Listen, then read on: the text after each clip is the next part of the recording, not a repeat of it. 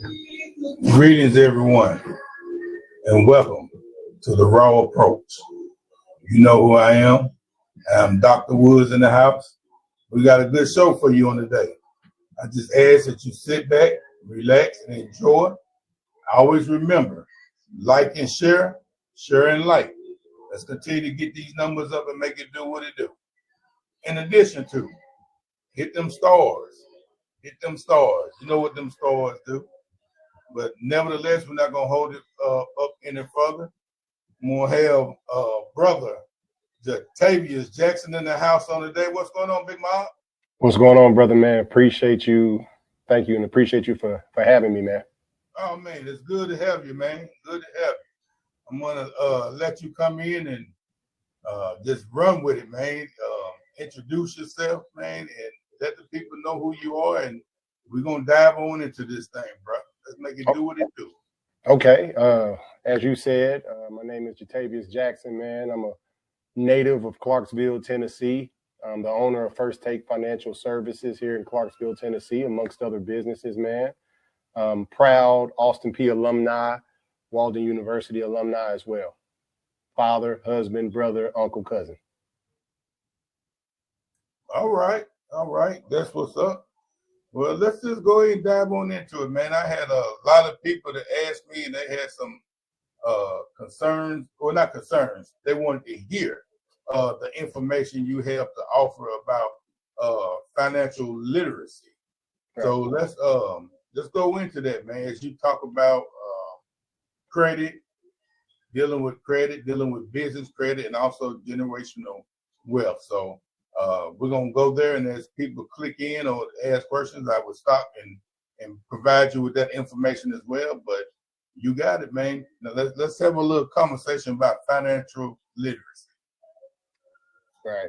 And man, I mean, you know, being that I guess we could still say minority, but it could be the majority. When you're a part of a minority, man, it's very important to understand what the majority is talking about, the discussions they're having, the information that's prevalent and that's been around. So, you know, as it pertains to personal credit, man, it's huge. I know that the rhetoric in our community normally is, I don't know because I wasn't taught, or I don't know because they didn't know.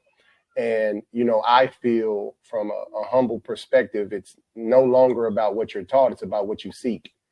A lot of the information that I teach now as it pertains to personal credit has always been here, before you, before me, before your parents.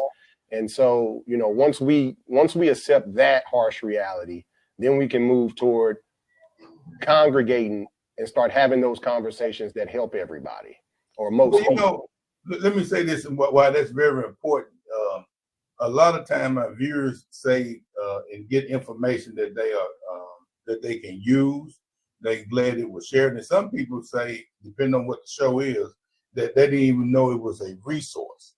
Right. But I think a lot of time when they're able to see us doing it and sharing it, then they're a little bit more able to, you know, amp to listen or to see what it is you got to offer. So I know from their perspective as they share is, well, let me see what you got. Let me see how you let me see what's different, as well as what you say. There's no longer to say that you don't know. It's about what you accept. Correct. Go ahead. Correct. Well, you know, you brought up a good point, because two reasons.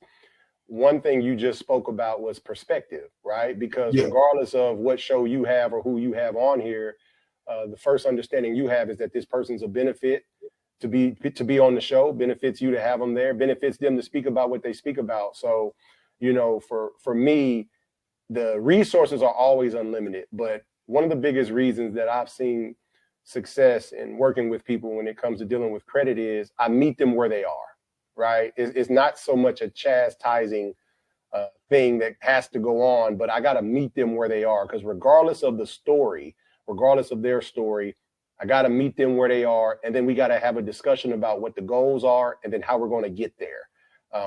Just getting general information is a good thing, you know, and then, you know, how you utilize it is an even better thing. But for me, as you know, I'm goal driven. This person needs my services. The first thing I'm asking is the 5 W's, right? Why?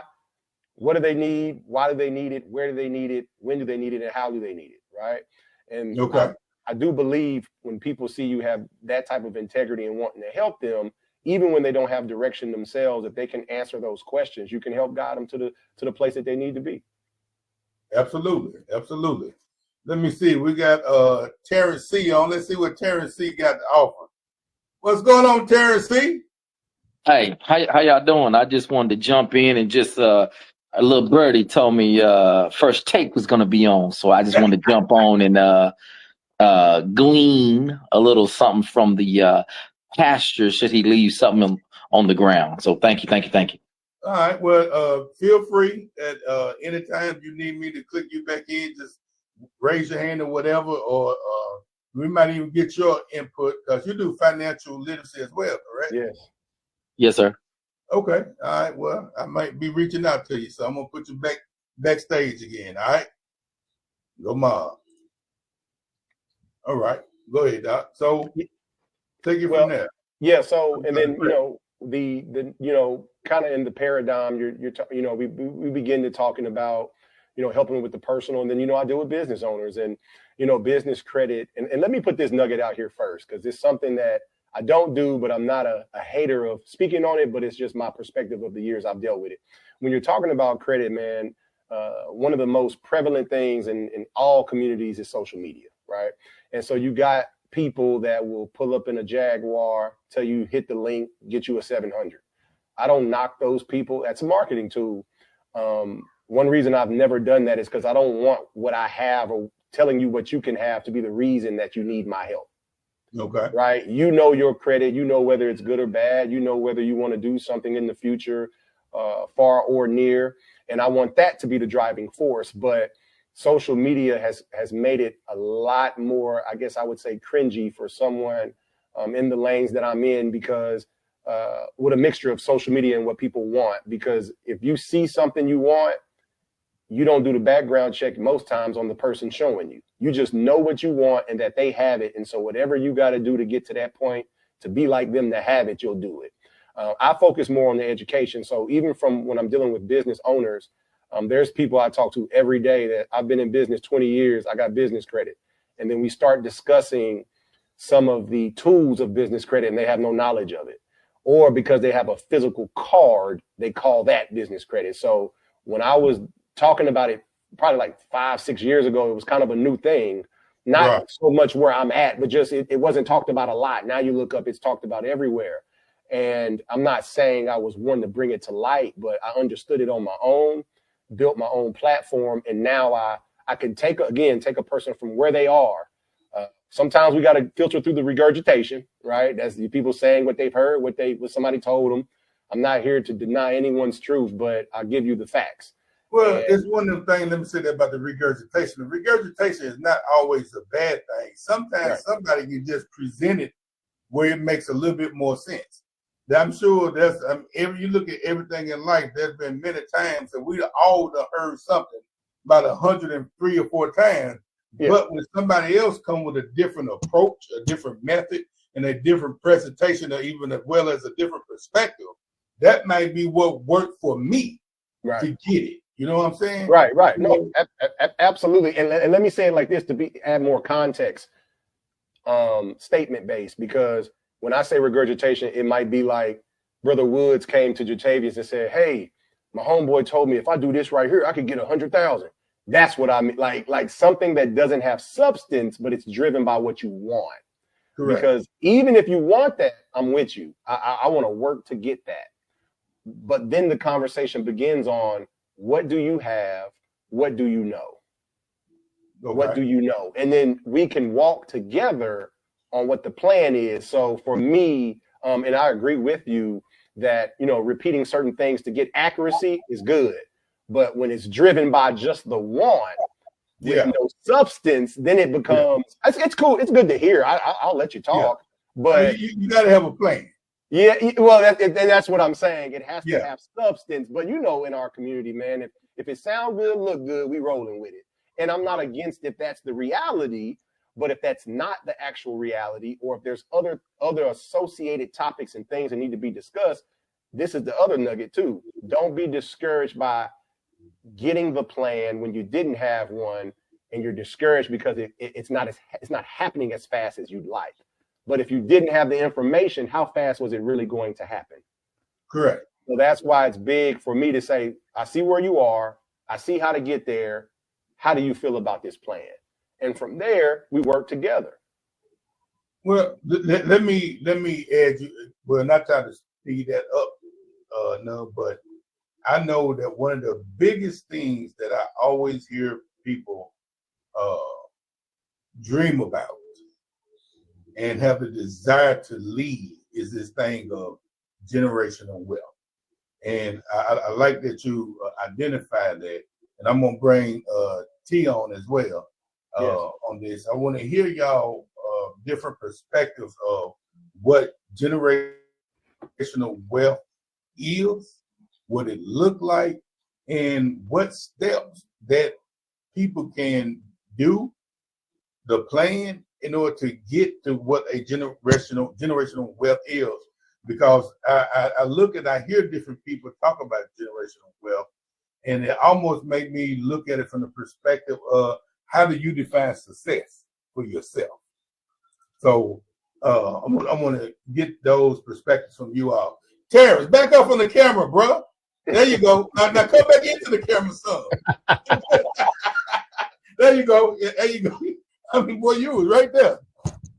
Yeah, now I was reading for something. No, that's a great piece right there. And generational wealth, what I tell people all the time, it's an action, right? There's something you have to do to create it. Now, understanding we're all, you can't take any of your assets with you, right? And you can only hope and pray that the design that you have of your portfolio is going to properly be passed on to those who you want to continue that legacy, right? There's nothing like being young, having purpose, and starting life with $200,000. I use that example, right? But it means something. You can't just have 200,000, you blow it, and you say, "Oh man, I had generational wealth." No, generational wealth is thinking through, today, and it's planning for tomorrow. But it's an action, and it's a holistic plan. It's not one thing, right?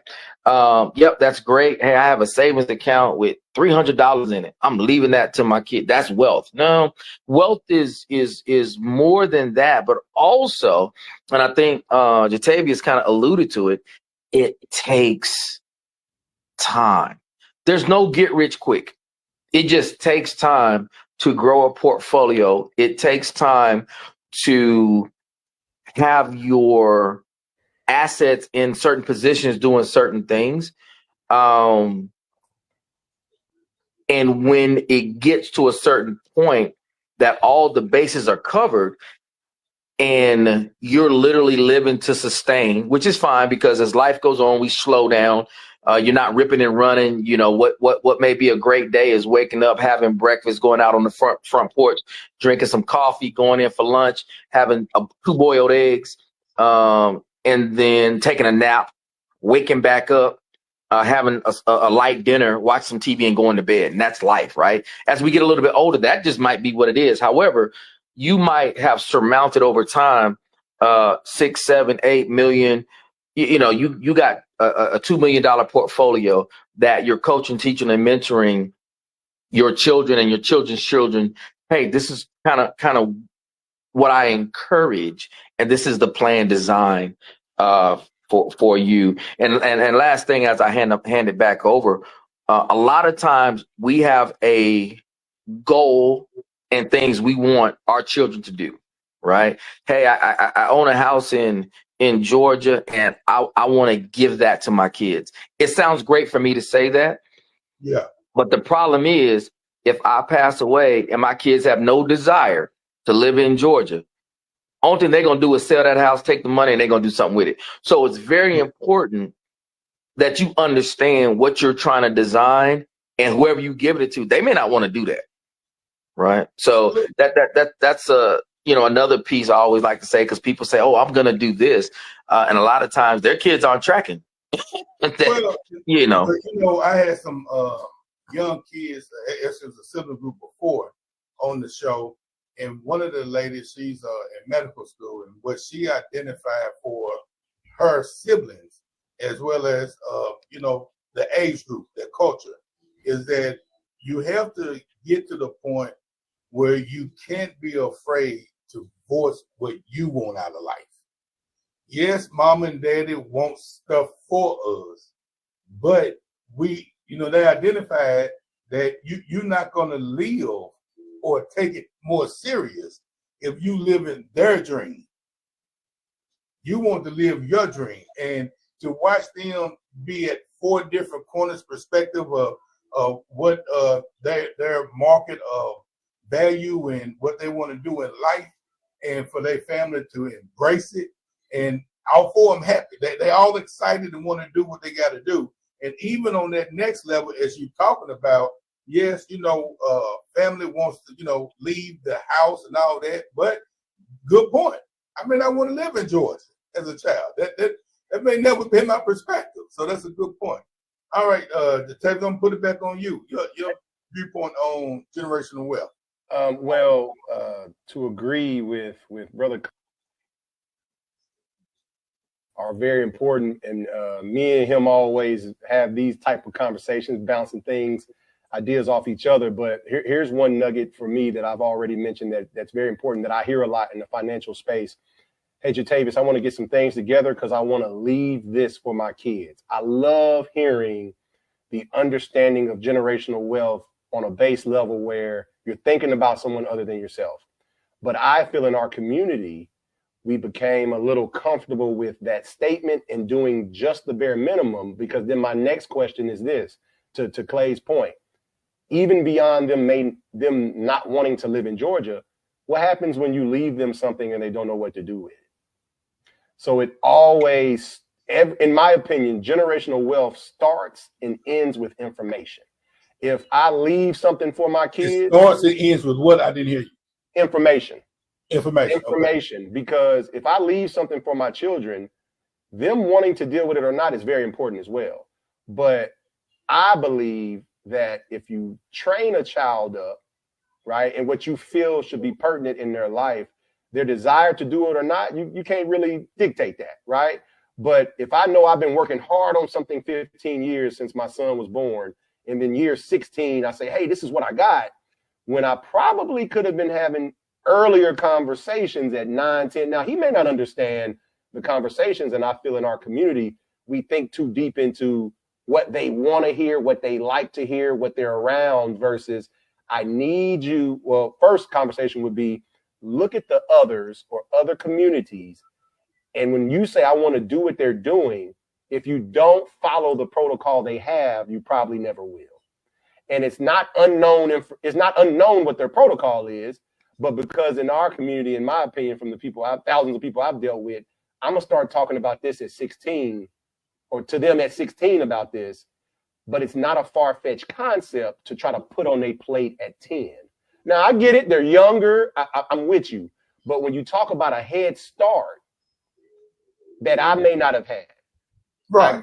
You know what I mean? I gotta have enough pride in that to say, it sounds good as a story to talk about me having the lack of a head start, but it sounds even better to know that my child won't have to go through that. So when you really look at generational wealth and you talk about the things mentioned, whether they want to deal with it or not, whether they want to live in Georgia, it's also about having that open space of, hey, at what age do I have that conversation with my child about what they think about generational wealth, what they want to do, where they see themselves? And me, the type of guy I am and the father I am, I can't wait to talk to my child at 13, 14 and say, how do you feel dad's done? How do you think I've done with building generational wealth for you, no matter what aspect or facet it was coming from? And, what I'm really speaking to is just the conversations rather than even before the action, which to Clay's point, you got to have action. But sometimes people that are trying to set their children up, they have so much action on the front end that they forget the conversations. And then you got the 17-year-old, you've been working hard, you got a mortgage, 2 mortgages, you about to give them the house, and they say, well, you know, Dad, I don't care about houses, I want to be an astronaut.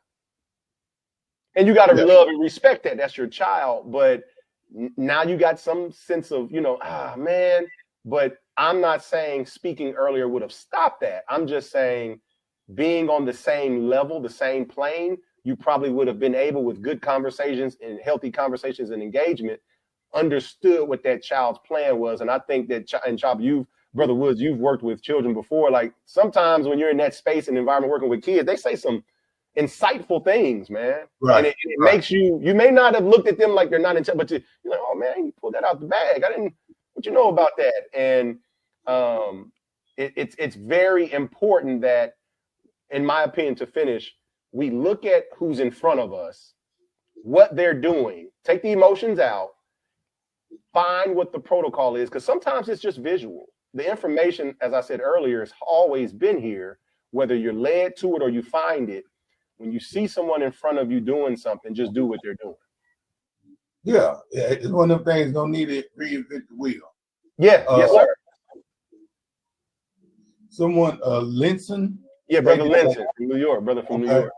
From New York. Okay, he stated that in Jewish communities in New York City, they take their school-age children to field trips to financial institutions where other communities go to the zoo. And let me say this right here, if I can't be too deep with it, that means 2 different things to me. Because he referenced the community, nothing wrong with the zoo, but that's what's been programmed into our mind where we're comfortable. Right. And I love that he put that in there. And this is what I'm saying. Like, I care less about how I feel about something. I care more about what it does. Absolutely. You know what I mean? Yeah, totally. And I think the important piece, as you all both was talking about, the information of generational wealth with your kids, but it just goes to show that no matter what goes on, education never stops. Yes, sir. That education piece never stops. Yeah. I mean, from the age that they are able to talk and speak. And I used to tell people when it came to my kids, if they would ask me something, which I was always an open book, you could ask me whatever. I didn't have a topic. If you was old enough to ask, I was old enough to answer it according to your age level. You know what I'm saying? And I think that when it comes to generational wealth, I think one of the biggest piece of generational wealth that I don't think we covered, but I think that's where you all was getting to, the finances, having something left for, but that mind. Yes. That mind got to be prepared, man, because nothing is going to be given to you, even when you are giving it. Yeah, you got to know what to do. You got to be able to hold on to it. Yes. You know what I'm saying? Yes. You know, I look at Nashville, how this is a perfect example, how many people, their grandmamas and granddaddies left them homes years and years ago. Years ago. I got a client right now who grandmother left him a house. I want y'all to hear this. His grandmother left him a house. This house is on, I think, 4th Ave. This house is 2 bedroom, 1 bath, not even 900 square feet. Uh-huh. The house is paid off. This brother came to me, never knew nothing about credit, just wants a car, wants to get a commercial suite. He does music, wants other artists to come do music in Nashville. I said, I talked to him and his lady, and he said, man, I want to do something with the house. I said, what do you want to do with the house? He said, well, I said, you want to do something with it, or you want to learn something about what you can utilize to get equity out of it? He's like, yeah, I'm trying to do that. House paid off. That 800 something square foot house in Nashville, $300,000. Yeah. Literally right now. Right now. And I said, hey, brother, I'm gonna just tell you straight up. It depends on it depends on which community he was in. That 900 square foot house could easily be $500,000. Well, and so I said that, right, because of the gentrification happening. But I'm also telling him, when you go home, put this in your brain. You're sitting, sleeping, and walking around in $300,000. That's just what Zillow said. That's not what Jatavious said. I happened to tell him that, but that's what Zillow, a Zestimate, said. Now, could be up, could be down. But for him to look at me and say, I don't know, boom, boom, boom, boom, I get excited. Although I'm like, okay, I get excited because the transparency, the genuineness in what I'm telling him, that's a fact. He'll go research and learn now, like, let me see how he knew that. And so I did it right in front of him because he didn't know. And I said, everything you just said you wanted, you could have it. And he looked at me like, well, man, I thought and I had heard, brother, I'm giving you the facts based on the address. And it's a beautiful thing because now he's looking at me saying, you really didn't even have to tell me that. And I said, the scary part is the person that knew it when I didn't know it wasn't going to tell you. Unless that's going to get us where I'm going to go later. Because my thing is, was it a trust issue or was it something else? And I'm going to get to that later. Yeah. But before we go there, man, let's talk about becoming an entrepreneur from your perspective. What you had to go through, and Terrence, you can. I forgot. We don't call him T. I mean Terrence. Brother Clay. Why did he put Terrence on his whole government name? I didn't know the platform, man. I ain't want to, I just want to make sure I came here right and correct. No, you all good. You all good. But let's go ahead and discuss that piece about becoming an entrepreneur, because this is going to take us to some of the nitty gritty pieces I want to get into. Yeah, I think Jatavious has more of a true, and I use that term very loosely, more of a true entrepreneurial spirit. I am an entrepreneur.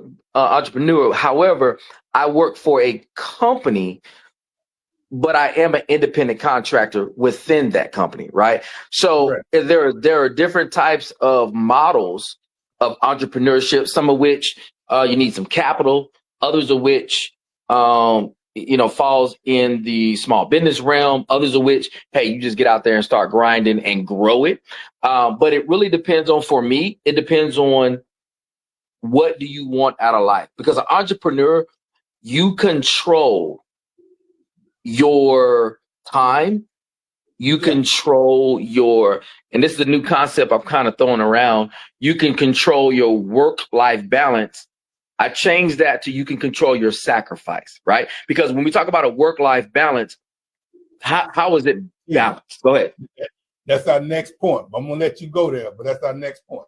Okay. But I think there's different ways. Yes. But I think there's different ways when you go into I want to control my time. There's different ways of going at, right? Because at the end of the day, the most valuable thing we all have is our time. So being an entrepreneur, no, you don't have to be there from 9 to 5, Monday through Friday. You might be there Tuesday, Wednesday, and Thursday, and then Tuesdays and Fridays, you spend time with your family doing some other things, creating a memory. So I think there's different ways to be on your own, but you got to be okay with the good, the bad, the ugly of creating that which you desire to create. And I like the thing about the time, and I think the importance of time is being intentional. Because if you are not careful, people will waste your time. I'm telling you. You allow it, right? You know what I mean? You allow it. Yes. Yeah. You allow it. But go ahead, T. Jatavious. Yeah, so man, it's been a blessing walking the road that I've walked. Again, and I've said this, and I'll say it in this space, which is a little different, but I'm gonna still give credit where it's due. Brother Woods got me my first position in mental health. I was a dog then. I didn't care what it was. You could have told me to push shopping carts. I wouldn't have cared. But it was something different, and that started not so much my entrepreneur journey, but that position started the idea I had in my mind of understanding my versatility. Because when you got me that position, bruh, and a couple things moved around, I got to a supervisory role a little bit after you left fairly quickly.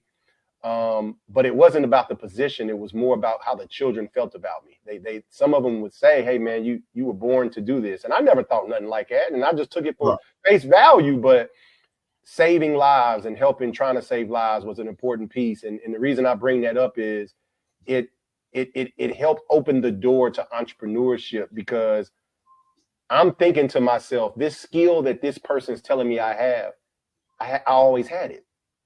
But it took me to go through something for it to come out. And, eventually, outside of working with Brother Cruz to get into taxes, and one thing we hit on earlier, and you said, you hit the nail on the head. I could have shouted right there, Brother Woods, when you said information.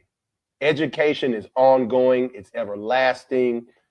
That's one thing I don't take for granted that I feel isn't probably talked about enough in entrepreneurship, which is always be willing to learn.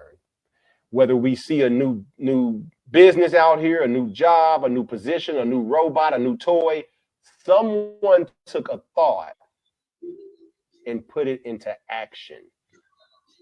They put it into action. And that's all I've done this last 7-8 years, is thinking of something weird, something unique, something cool, and locking myself in a room and saying, hey, how crazy would it be for me to make that come to life? And so, it's and to Terrence's point again, the good, the bad, the ugly, man, there's good days, there's bad days, but the bad days aren't actually bad. It's just the stress level. And you made a great point, Dr. Woods, with the time. And then the reality I said was, they may not look to waste yours. You've allowed them to waste yours. Absolutely. And it's a strategy of understanding where, all right, I done seen this. That's the first sign. I'm gonna give them 2 more. And after that, you see what I'm saying? So it's not something that you can probably radar, but you have to, what you old folks say, nip it in the bud. Let me share this with you. And this is going to take us into work-life balance. Okay. Mm-hmm. And there's many things, but in this, we talked about wasting your time, being accessible. You're going to have to become always not accessible. You can't be easily accessible because your time is of value. And then when you're dealing with work-life balance, as Brother Clay stated earlier, it's all about what you can control. Why and why put yourself in a situation where you are stressing out? Because at the end of the day, there's nobody else to take that load off you but you. Because entrepreneur and solopreneur, they go together. It's one person. Because once you step out of that solo entrepreneur, now you are no longer an entrepreneur. You are a business. You see what I'm saying? I tell people all the time, you have to be okay, right? You have to be okay with the effort you're putting in, right? If your goal is say, hey man, I'm going to work Monday through Friday, 9 o'clock to 11:30. And other than that, I'm going to be gone doing something else. Whatever you achieve from 9 o'clock to 11:30, you got to be okay with that, right? Because that's all the effort, as we talk about your time, that's all the accessibility you're giving to whatever that craft is. And if you're not achieving your goals, well, you can't be 2 places at one time. So if you're not putting in that grind, be it what it may, it's hard to achieve certain goals when you're only giving 5%, 10% effort. If you want to be good, what do they say? To be a master of something, how many hours do you have to put in? 10,000. To master whatever it is, you have to put 10,000 hours into it, right? That's a long time. And it's tough when you just, doing 20 minutes here, 30 minutes there. So I always say that whatever effort you're putting in, be okay with that, that the results of that. Well, I mean, that makes a lot of sense because 15, 20 years ago, they used to talk about it as for starting a business. Because you always putting in, constantly putting in. As you make profit, you constantly putting in. And I know I was running a not-for-profit and created one, and the profit margin, like even people wouldn't give grants or even donations, in-kind donations, large in-kind donations or whatever, a monetary donation as well, unless you've been around 3 to 5 years, because it's to show stability. And so, and then you look at that in today's time, it's even longer. It's not 3 to 5, it's 5 to 7. To look at that stability before they, say, hey, let me even look at you long enough to see what you got, your sustainability, what you look like before I give you my money.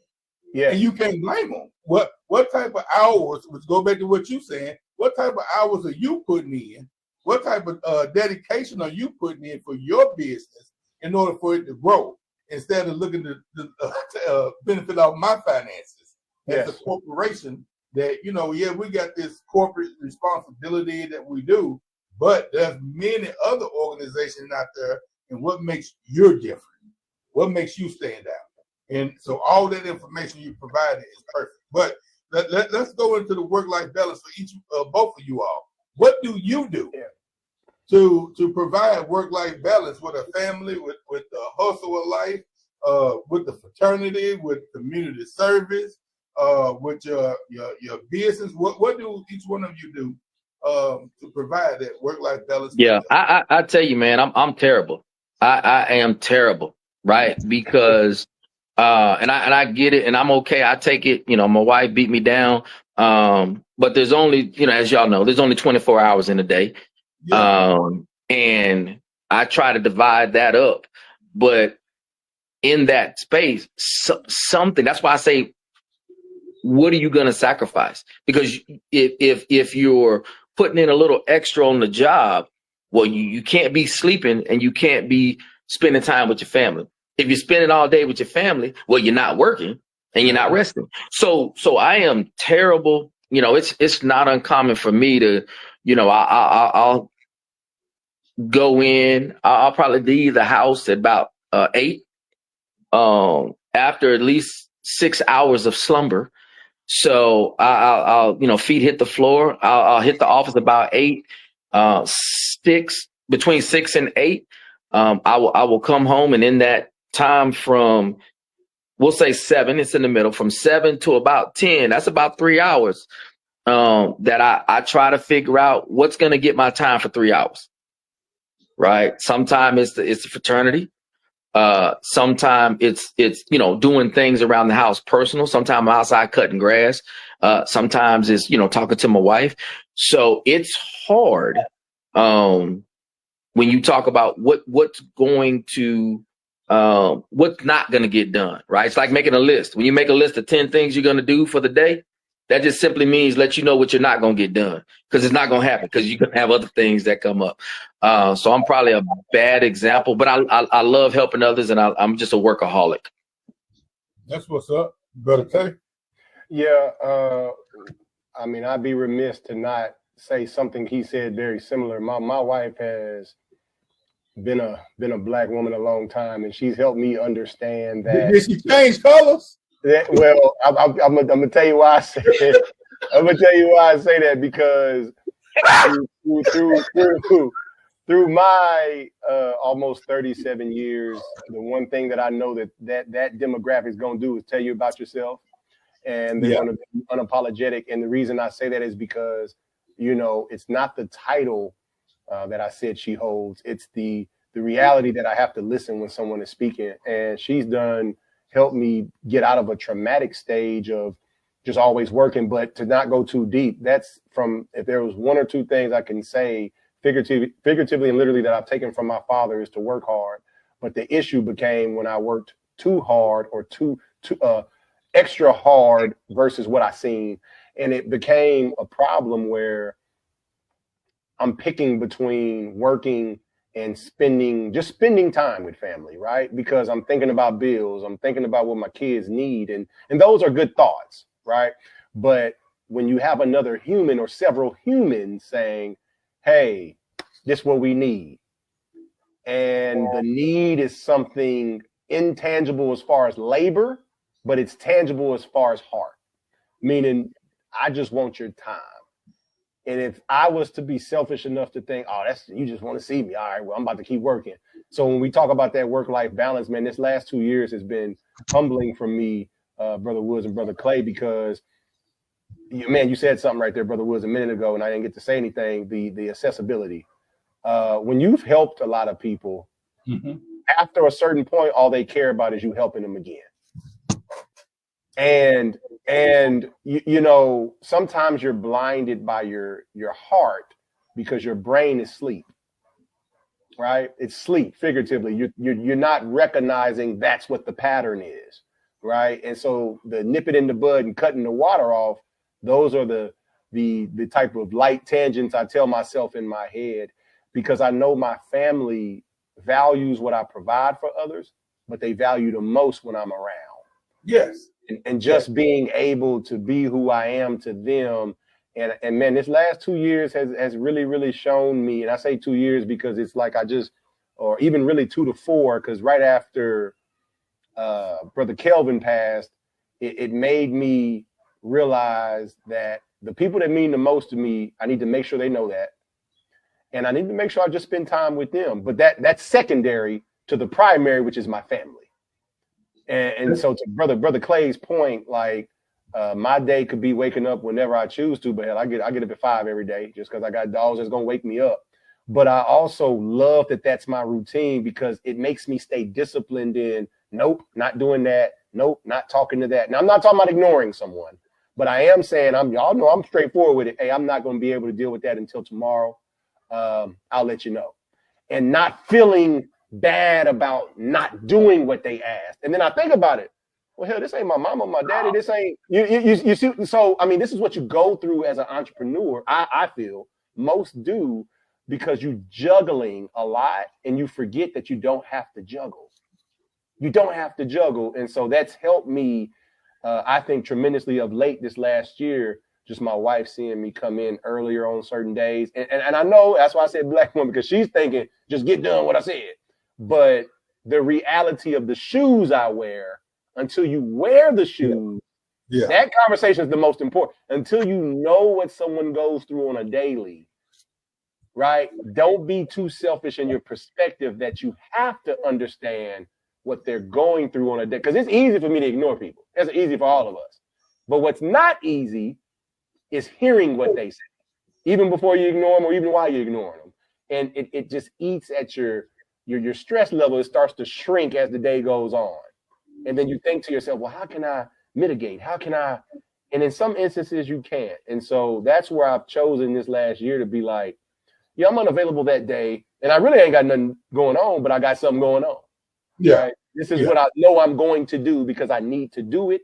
And it has nothing to do with work. And so I've been very, to a word you said earlier, intentional now with my time in the community I come from, because people look at it like, I'll just hit you up. And then I'm forgetting that I'm Tay. I'm like, well, shit, no, you ain't. A D&D, you know what I'm saying? So it's been an amazing thing this last year, man. But it's been a trauma-filled space too, man, because when you help people, it's almost like, as I close, this right here that you're doing, Brother Woods, somebody might say, man, you need to do that every day. And you may say, you know what, that's a good idea. I love doing it. And then you done found yourself 2 years later, you ain't got no hair now, gray beard, you worn out. You told yourself, I love what I do. I'm going to keep and because of another person's desire mixed with your love for it, you lost yourself. Yes, but that goes back. That's what I want to get back to two things y'all said. One was you were talking about the giving piece. You're constantly giving, and I think I'm saying this probably on every show that I'm having. I mean, we have to be careful how much we give, because the people you give to is never cognitive. They're gonna keep accepting. Yeah. They're gonna keep accepting. When you don't have nothing else to give, they're going to still accept. And they're going to keep asking. So is it their fault? You can control that. And I always go with this thing, when your glass is empty, when your glass is empty, there's nothing else for you to give. They'll still ask, though. They'll still ask. And they see it's empty. Let me get the glass. No. Hold on, I think we got another comment here. Let's see.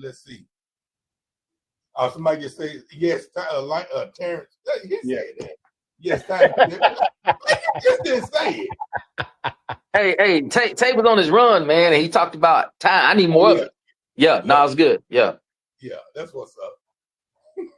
All right, well, let me go to this one right here. I think this is the piece I wanted to get into is the trust issues as a business owner. Let's not beat around the bush. Tell me what you got there.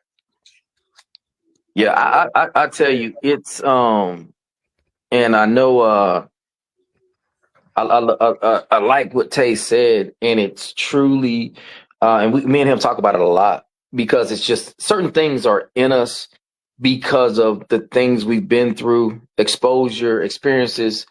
And it's weird, right? That we would trust someone that doesn't look like us before we trust someone that looks like us. And I think it's meant, I don't have that answer, but I just find that so unique. But I understand completely. Trust is earned.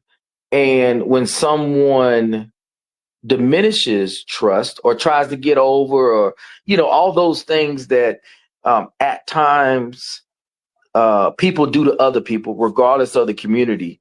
Once that has happened, or one feels right that they have been done wrong, it's very, very tough to go back into that space. Moreover, if you're going into a space that resembles the person that broke your trust, and I'll tell anybody, a lot of things you can do by yourself.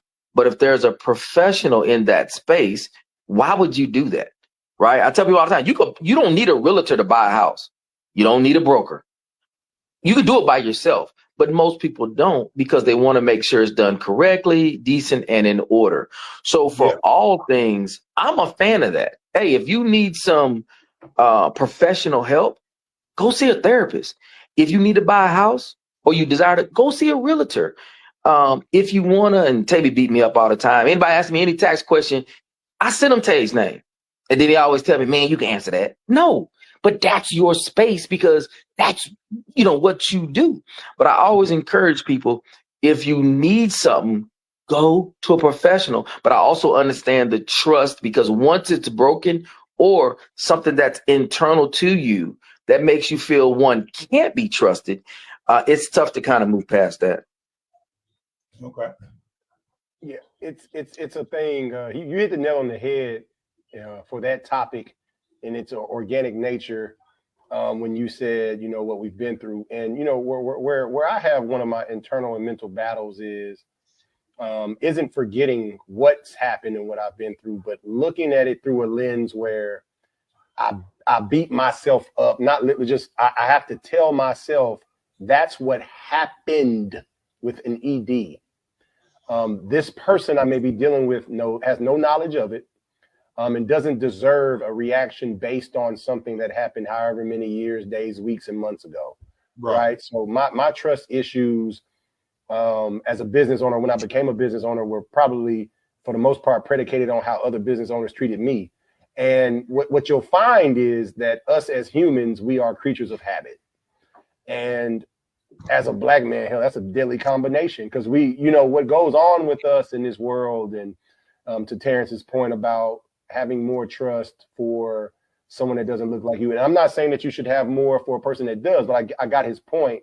But the reality is, when things look similar or familiar to you, I feel like there's something inside of all of us that says, let me go see what that's about. Let me go talk to that person. Let me go learn that.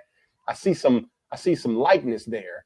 But for me, man, just, but when I first became a business owner, it was build relationships, make friends, kiss babies, shake hands. Right. And then what you learn is it goes, hey, Brother Woods, man, it's just, the glass thing is an analogy that correlates to everything we're talking about now, because, and that's why I said, even when you said it's empty, and they'll still ask when it's empty. And if they can't get what's the last drop in there, they're going to ask for the glass.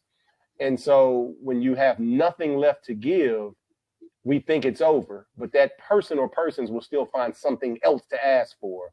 And so for me, that's a tough thing to accept, because trust isn't just, oh, Brother Woods tells the truth all the time, he got my trust. It's do you respect my emotions? Do you respect my space? Do you respect my time? Do you respect my integrity, my dignity to provide something for you? And of course, that's a yes if I can get whatever I want out of you. And when you provide services for people, which like I said, all of us do here, it makes it tough, because the dollar helps you as a resource. But I tell all my clients, man, y'all become family because this is how I feed mine.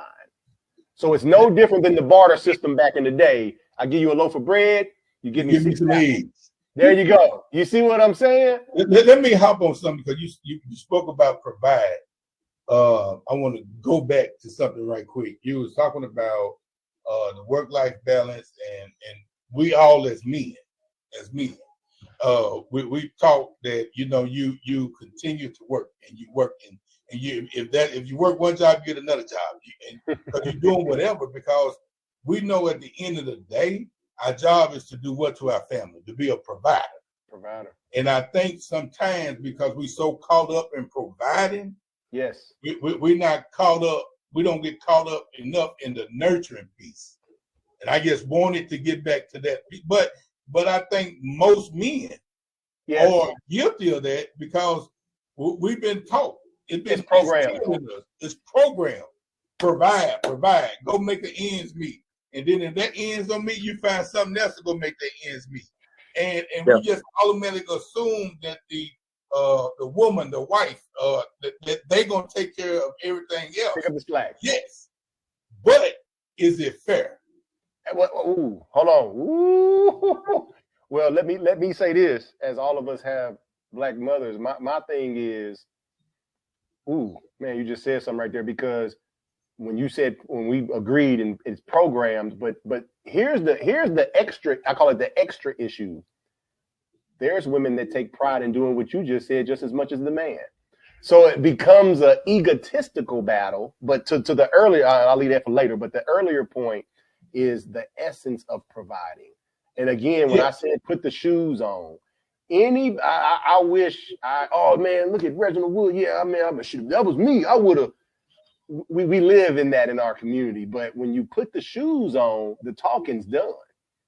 Yeah. And as a person that's expected to provide, I think people take for granted what providing looks like and what it calls for. But to the other point you made about just like really the sustenance of it, like if I know that's programmed in me, I don't want to believe who programmed it in me was wrong, right? I'm just, you know, that's what I know. That's where I'm going. That's what it is. But I think that causes trauma for us, in my opinion, because you get lost in what someone or some people want you to do because you're supposed to do it.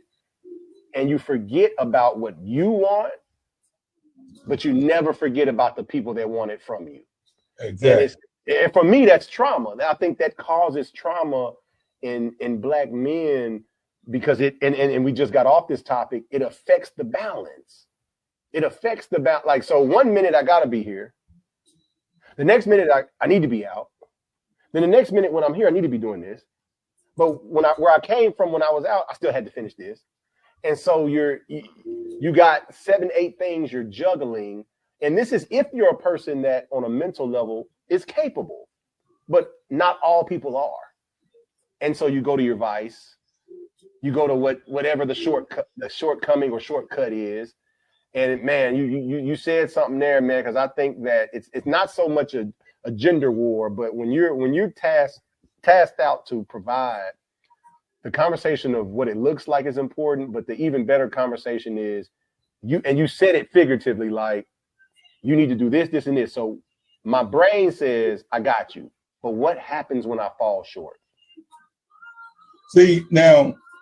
You know, because I don't want to get too deep in that. Because go ahead. No, come on. No, because that's going to be a whole nother topic. and because what I'm saying is, it's a good point, because you start talking about different people wearing different shoes. and all of that type stuff. And I mean, they're gonna go to what society looks like now. You know what I'm saying? And how things have changed. So that's a whole nother topic for a whole nother day. That's what I'm saying.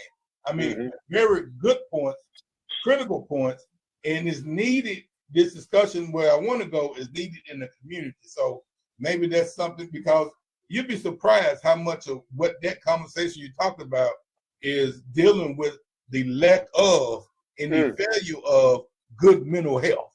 I'm telling you, it's a very good topic. But for the sake of time, hold on, we got another.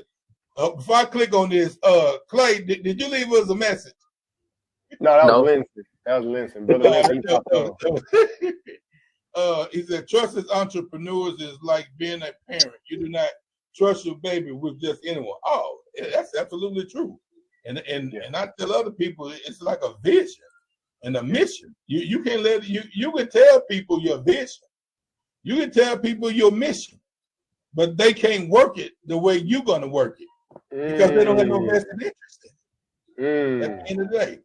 All right, for the sake of time, y'all, we're going to wrap it up. I'm gonna turn it over to the Fraternity Life. Let y'all give me a couple of takes on that. And if any one of y'all have any questions or concerns that you want to ask me before we get to the closing remarks, feel free to do that. But we're on Fraternity Life. Holler at me about it. No, I think it's a great space, man. I probably, as we talk about work-life balance, I probably give my Jedi Jatavious J-double, give him hours every day, and we just chop it up, right? But it's all about where you're at, and I think Fraternity Life is a marathon. It's not a sprint. You're gonna have things that happen that are good, that are bad, but I think it's just takes time, and remain in your space and never try not to ever waver. We all get mad and we have things we don't like, but you got to stay the course. If your obligation, you got to stay the course. If you truly reflect and want to be a part of something positive, something bigger than yourself. So, I love it. Every year I'm constantly learning, lifelong learner about things and learning people, but I enjoy it. I enjoy helping. I enjoy being in a space where I can help others. I've had brothers across the fraternity call me and say, hey, as a young brother that's thinking about going into the financial industry, would love for you to talk to them. And we, set meetings up and just kind of talk. And I love just being connected to be able to help someone, whether physically or just having a conversation with them. But Fraternity Life is a marathon. And as we go through the good, the bad, and the ugly, I think we talked about this also, Tay. Resiliency is a real thing. Resiliency is a real thing that should you exercise it, it'll help you through the hard times. Yeah, man. As I think back now, 14 years in, I couldn't be more happy with the decision I made, that my fellow brothers that came through before me made. We made it as a congregation of Clarksville, little small congregation. Me and my guys that came through prior to me, man, we knew from our childhood what we were missing.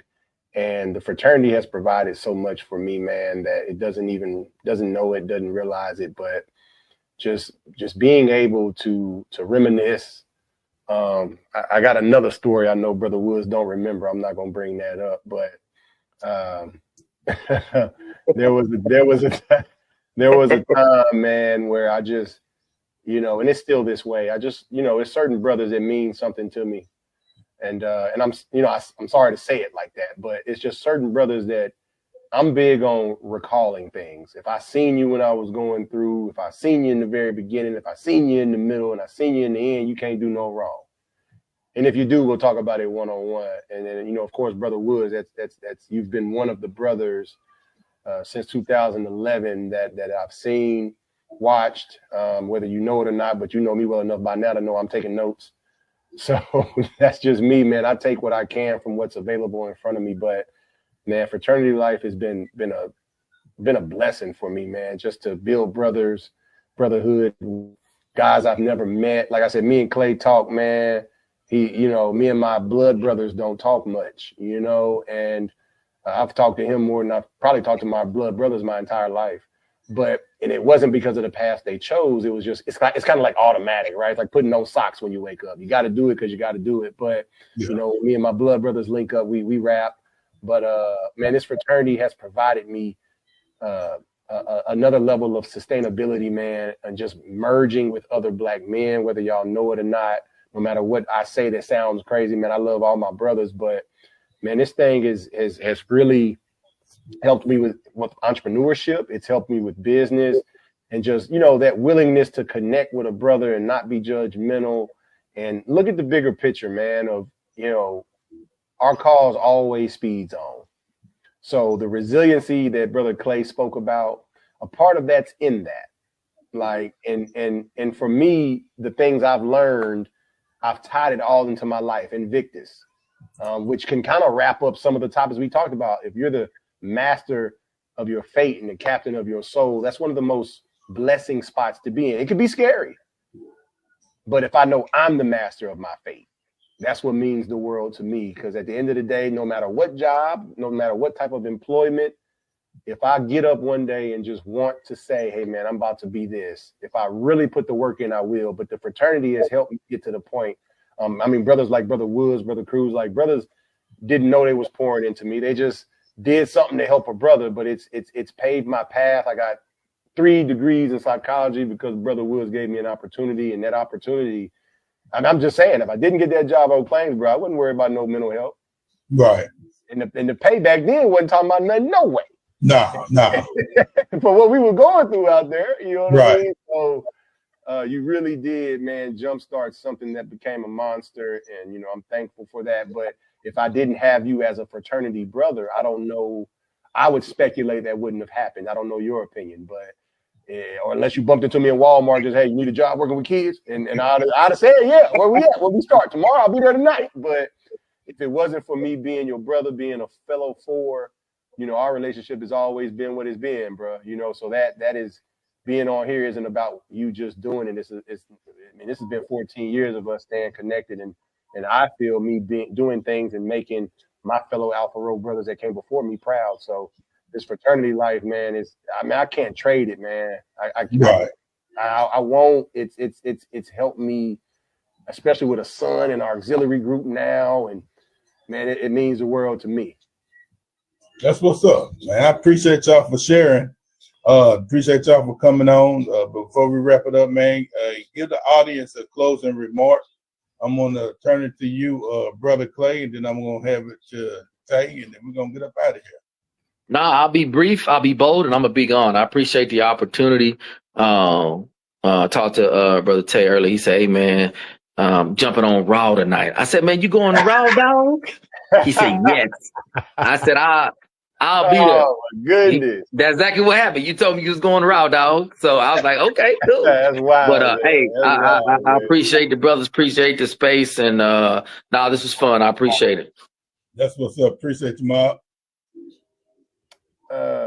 Man, I mean, I'll try to be brief as I can. Hey, man, I said it a second ago, Invictus, man. I really want people to understand they're the master of their fate. They're the captain of their soul. And you know, man, you said something right there that it's going to stick with me for a while, because I say it too, but that when you said education it don't stop.